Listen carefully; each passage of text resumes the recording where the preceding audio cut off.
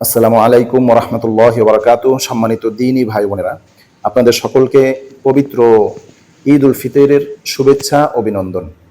ঈদ মোবারক, ঈদ মোবারক, ঈদ মোবারক। সম্মানিত বন্ধুগণ, আপনারা দীর্ঘদিন যাবৎ আমার ভিডিওগুলো দেখেছেন, আমার কথাগুলো শুনেছেন এবং আমার পাশে থেকে আমাকে উৎসাহ দিয়েছেন। এজন্য আপনাদের সকলকে আমার অন্তরের অন্তঃস্থল থেকে আন্তরিক শুভেচ্ছা ও অভিনন্দন জানাচ্ছি।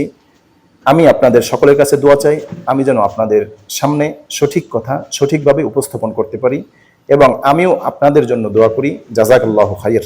সম্মানিত বন্ধুগণ, আপনাদের সাথে একটি কথা শেয়ার করার জন্য আজকের এই ভিডিওটি করেছি। না হয় এই ভিডিওটি করার ইচ্ছা আমার আদৌ ছিল না। বন্ধুগণ, আপনারা যে টাকাগুলো দেখতে পাচ্ছেন, এই টাকাগুলো হচ্ছে আমার মসজিদ কর্তৃপক্ষ আমাকে রমজানুল মোবারক মাস উপলক্ষে হাদিয়া দিয়েছেন।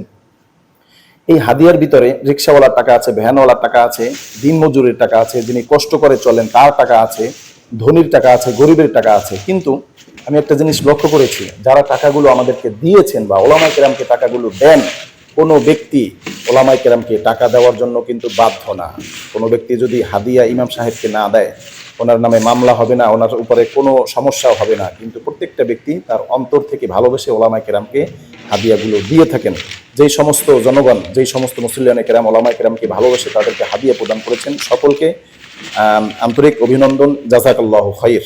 সম্মানিত বন্ধুগণ, অনেক ইমাম সাহেবগণ দেখেছি, ভিডিও পেয়েছি অনেক জায়গা থেকে, অনেকেই দুঃখ করেছেন যে তাদের হাদিয়াগুলো কম হয়েছে। আমি তাদেরকে বলবো, আপনি যতটুকু হাদিয়া পেয়েছেন ততটুকুর উপরে সন্তুষ্ট থাকেন এবং ভবিষ্যতে আপনি যাতে ভালো কিছু পাইতে পারেন সেই রকম জায়গা খোঁজ করেন এবং নিজেকে যোগ্য হিসেবে গড়ে তোলেন। এবং যারা বেশি পেয়েছেন তারাও আলহামদুলিল্লাহ।